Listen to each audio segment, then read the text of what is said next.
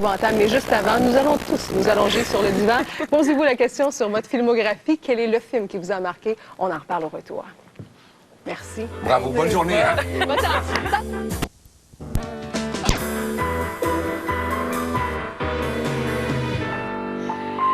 James Hyman nous a sommé de bien relire nos notes pendant la pause. Nos mottes. Nos mottes. Alors, monsieur le psychologue. Qu'est-ce que ça Voilà. veut dire? C'est un lapsus.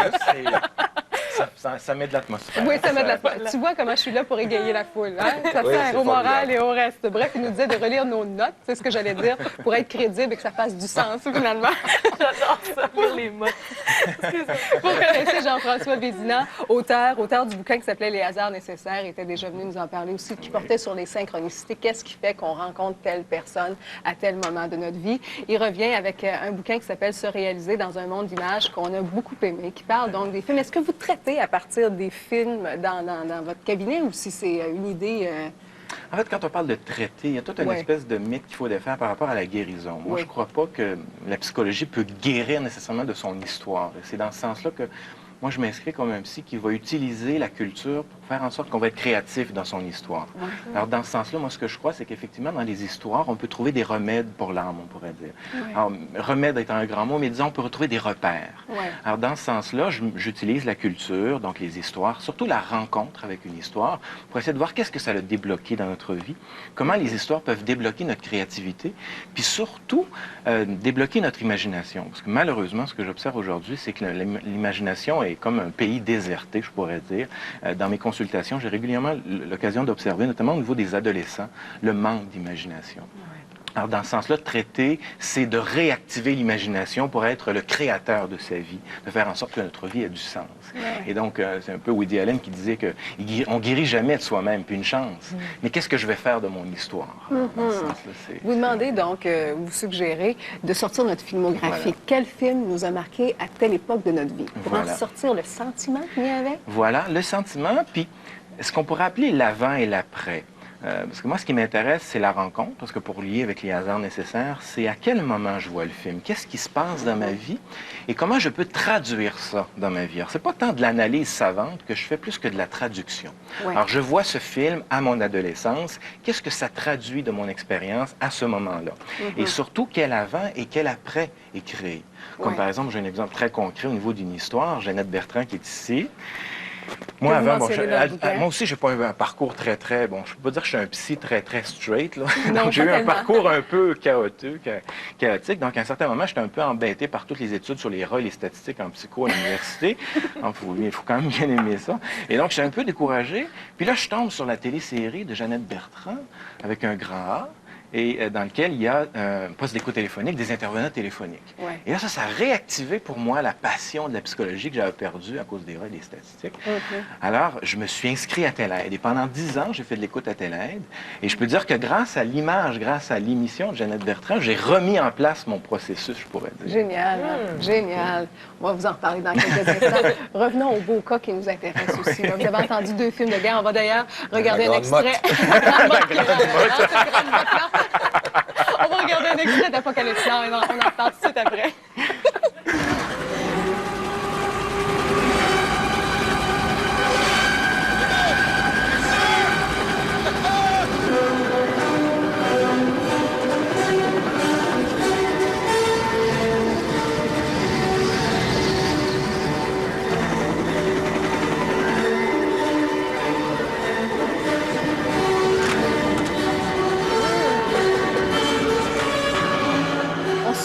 Assez dur quand même, c'est des films qui sont chargés. Qu'est-ce que vous auriez à dire d'entrée de jeu là, sur le sans vouloir psychanalyser, parce que c'est vraiment pas l'espace public, je pense que c'est l'espace pour psychanalyser. Je suis pas très Doc Mayou là-dessus, si vous me permettez l'expression. En fait, moi, ce qui m'intéresse, c'est de voir à quel moment vous avez vu ce film-là. Et tout à l'heure, vous avez parlé de l'adolescence et de l'accompagnement tout le long de la vie aussi. Et donc, vous l'avez vu à l'adolescence. Et donc, à ce moment-là, est-ce qu'il y avait quelque chose dans l'adolescence qui, justement, était éveillé par ce film? Je pense qu'à l'adolescence, ce qui arrive aussi... Oui, c'est-à-dire que j'ai vu ce film-là par hasard. J'allais voir un autre film. Ça, c'est intéressant. J'allais voir autre chose. La salle était pleine. Je ne savais pas ce que c'était. J'avais 15 ans. J'étais avec un chum. Puis on est rentré voir ça. Et après, je Je me souviens juste d'être assis dans la salle, puis après 20 minutes, le début, c'est Martin Sheen à qui on confie la mission, puis qui est sous dans sa chambre, puis que c'est ce monde-là, puis les délires, etc., puis le bateau qui s'enfonce. Puis je me souviens quand le bateau commence à s'enfoncer dans la jungle à la recherche de Marlon Brando, il y a peut-être une demi-heure de passé, et j'étais cloué sur mon fauteuil, et je me disais, je comprends rien, je sais pas ce qui se passe, mais je sais que c'est une des plus grandes expériences de ma vie cinématographique. Et c'est vrai que le film m'a toujours accompagné. Je pense que cette idée-là c'est une image forte de dire c'est quelqu'un qui est qui part en quête de quelque chose qu'il ne comprend pas, qu'il ne cerne pas, avec une multitude d'obstacles dans un monde de fous. Transposant ça à l'adolescence à ce moment-là. Oui, alors c'était... c'est pour ça que j'en parle. Donc c'était... C'est très intéressant. Voilà. C'était profond, ça, James? Oui. Je crois que je m'en suis vachement bien tiré. Et ce qui est surtout intéressant, c'est que je ne devais pas être là. Oui. Et les films qui nous bouleversent le plus, c'est généralement ces films-là. Le film que je vais aller voir dans un avion, c'est-à-dire que le film qui m'est présenté dans l'avion, que je n'ai pas nécessairement décidé, la pièce de théâtre que je n'avais pas nécessairement voulu. Récemment, je suis allé voir une pièce remarquable, Lentement la beauté, et ça met justement ça en scène. C'est l'histoire d'un homme qui reçoit en cadeau des billets de théâtre. Un ouvrier qui reçoit... Donc, l'œuvre qui arrive comme ça sans l'avoir voulu, ça c'est intéressant. Et qu'est-ce que ça ouvre comme perspective? Bien, là, ce qui est dit, c'est effectivement ce parcours-là de la vie, quelque part, cette quête, qu'est-ce que je cherche? Et donc, se mettre en quête et donc réactiver la quête. Et qu'est-ce qui explique des très grands succès populaires, comme le Titanic, par exemple? Le Titanic, moi, ce que j'ai vu, la façon dont je le commande, c'est la traduction, en fait, de comment on peut parfois se faire monter en bateau par ses parents, par sa mère, parce que c'est un peu ça, l'image initiale, c'est une femme qui se fait embarquer en bateau, se fait monter un bateau dans tous les sens du terme. Elle n'a pas vraiment envie de cette vie-là, mais cette vie-là lui est imposée par sa mère, puis par un homme qui est pas très en fait, c'est pas l'homme qu'elle désire. Progressivement, elle va faire la rencontre d'une énergie créatrice, si on peut s'exprimer ainsi, Leonardo DiCaprio, qui est un personnage qui vit dans la cale. Donc, qui est refoulé quelque part, quelque chose comme un peu sa créativité qui est refoulée. D'ailleurs, ce personnage va l'aider à peindre, va la remettre en contact à s'affranchir, voilà, du bateau. Et effectivement, à un certain moment, elle s'extrait du bateau et à la toute fin du film, on la voit faire de la poterie. Alors, une énergie très créatrice. On peut dire qu'il y a un processus, justement, qui s'est fait dans ce personnage-là. Alors, ça parle d'un processus, quelque part, d'individuation, on pourrait dire, ou en fait, un processus de découverte de sa créativité. Alors, ça peut faire ressurgir cet élément-là. Harry Potter, par exemple. Harry Potter, c'est aussi ça, c'est ce qu'on appelle en psychologie la résilience. La résilience, la capacité de faire une histoire avec les drames de sa vie.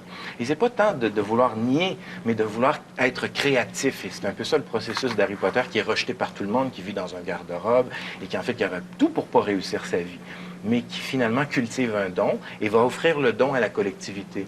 Et ça, c'est intéressant parce que c'est vraiment la caractéristique du héros. Les parcours du héros qu'on aime tant, c'est des personnages qui vont justement développer une créativité puis qui vont l'offrir à la collectivité. Et dans ce sens-là, c'est des modèles pour nous, une époque individualiste où on a plutôt tendance à vouloir se développer pour soi-même. Alors, Harry Potter, c'est un exemple de ça. Une chose intéressante dans Harry Potter aussi, c'est une quête qui est accompagnée. Et ça, on voit de plus en plus ça, des quêtes de héros et qui sont accompagnés. Toute l'importance de la fraternité. Le thème de la fraternité ressort très, très fortement dans les derniers Oscars. Traduction infidèle, Lost in Translation, un film remarquable qui parle de fraternité, notamment. Le Retour du roi, la fraternité qui est très présente, et Les Invasions barbares aussi, qui parlent de fraternité. C'est des thèmes qui nous inspirent. Dans les héros, vous dites aussi que les héros souvent refusent leur mission au départ. Ça, c'est la caractéristique essentielle, puis c'est un peu comme notre parcours de vie. Quand on sait ce qu'on a à faire, ça ne nous tente pas trop. Puis je dirais qu'un peu la crise de l'adolescence, c'est un peu ça. On ne veut pas être embarqué dans quelque chose qu'on ne veut pas. Alors, quelque part, on essaie d'exercer sa créativité. Donc, il y a comme un parcours, je dresse tout le parcours du héros, parce que ce que je veux dire, dans le fond, c'est qu'il y a quelque chose de solide dans l'imaginaire, c'est-à-dire que dans la culture, on peut avoir des repères.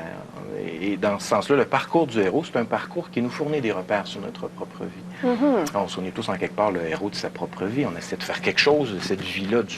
On parlait de la mode tantôt. On essaie de faire quelque chose avec la mode de sa vie. Tu vois comment il fait quelque chose avec la mode. C'est déjà quelque chose. Déjà, ma mode est très créative. Vous parlez d'un client, comme bien d'autres probablement, qui vous arrive avec Amélie Poulain. Ça résonne sur quoi? Bien, le thème d'Amélie Poulain, en tout cas de ce que j'ai perçu dans l'expérience avec mes patients, c'est particulièrement le thème de l'intimité. Et l'intimité avec soi aussi. Parce qu'elle a découvert du trésor.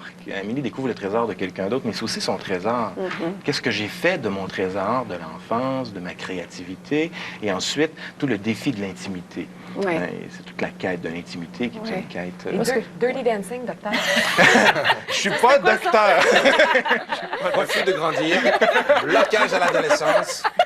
Mais ça, c'est intéressant parce que là, je suis en train de bousiller votre processus. Si je dis trop de choses, en quelque part, je vous empêche de vous questionner. Ah. Ce que je pourrais vous dire, c'est quand vous avez vu ce film-là Très jeune. et à quoi ça correspondait à cette époque-là. Qu'est-ce qu'il y avait dans votre vie? J'aimais danser. Alors, ça l'a comme C'est ça? récupéré, animé ce désir L'histoire pour de la l'amour danse. puis tout ça, c'est très Voilà, fleur bleue. voilà. Probablement que c'est la même chose pour Jeannette, qui était la fièvre du samedi soir. On comprend John Travolta, là, mais à part John Travolta, là, Mais il y probablement a qu'il y avait de cette ça énergie aussi. de liberté à ce moment-là. Ah oui.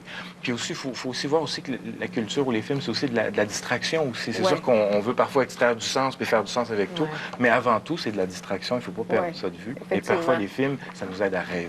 Ouais. Et c'est aussi la fonction. Il y a une image que je trouve belle aussi. On s'en parlait tout à l'heure. Vous dites, on arrive dans un film qui est déjà en cours et on va repartir avant la fin. Dans Oui, l'histoire oui. de la vie, à quelque part, ce qui nous amène à poser des questions continuellement à nos voisins. Exactement. Qu'est-ce qui s'est passé Parce qu'on avant? est comme Qu'est-ce des qu'il y a? acteurs dans un Ouais. film déjà commencé. Puis Ouais. on cherche le sens de cette histoire. Oui, vous parlez de l'importance de retrouver le goût du jeu également. Oui, Vous oui. citez le Russe qui a gagné contre l'ordinateur Oui, aux échecs. là. oui. Peut-être juste résumer ça. C'est l'instinct, D'ailleurs, en il y a un fait. film qui s'en vient, j'ai vu récemment qu'il y a un film qui s'en vient là-dessus. En fait, ce qui a fait que Kasparov a gagné contre l'ordinateur, c'est qu'un moment, il s'est rendu compte qu'il devait jouer contre l'ordinateur, pas appliquer un programme. À partir Ouais. du moment où il s'est mis à improviser, à être intuitif, c'est là qu'il a battu l'ordinateur. Oui. Un dernier, peut-être La Grande Séduction. Il est dans le Québécois. La grande séduction parle, moi, je le compare à quelque part, bon, un conte, quelque chose de très conte, à une histoire qu'on a vue aussi, c'est l'homme qui plantait des arbres. Ouais. C'est vraiment retrouver le sens premier du travail, quelque part, parce que ça questionne beaucoup toute cette thématique du travail, de retrouver le sens premier du travail et comment dire, l'honnêteté du travail, quelque part, Oui. versus un chirurgien plastique qui est Oui. Là aussi, très, ça très parle de central. fraternité. Et la Exactement. fraternité aussi, qui est un Les gens thème du très, village très qui fort. se rassemblent autour d'un objectif. Voilà, Se voilà. tenir les coudes. Voilà. Dans le clin d'œil aussi, on nous donne quelques exemples. Aussi, on dit problème avec papa, gaz bar blues. Pourquoi pas? On y va de quelques prescriptions amicales. Perfectionniste à l'extrême pour le pire et pour le meilleur. Hein. Quand tu vois pire que toi, finalement, peut-être que ça peut te consoler. Problème relié à l'emploi, les choristes. Oui. Ça fait du sens. Et pourquoi Aurore, par exemple, qui revient, ça? Qu'est-ce que ça va nous réveiller, ça? Ah, ça, il faudrait le voir. Ouais. Moi, j'étais juste intrigué sur tout le phénomène social. J'en parle un peu de la version de 1951 dans mon livre, mais il faudrait voir. Il faut voir que quand ça va sortir, Mais actuellement, je suis questionné sur comment c'est ça qu'on mettant l'accent sur le personnage de l'actrice, comment ça que tant de personnes, plus de 10 000 enfants ont voulu jouer le rôle de la martyre. Mais je me demande parfois où il est le martyr aujourd'hui. Est-ce que c'est pas le désir de popularité qui n'est pas devenu quelque part notre...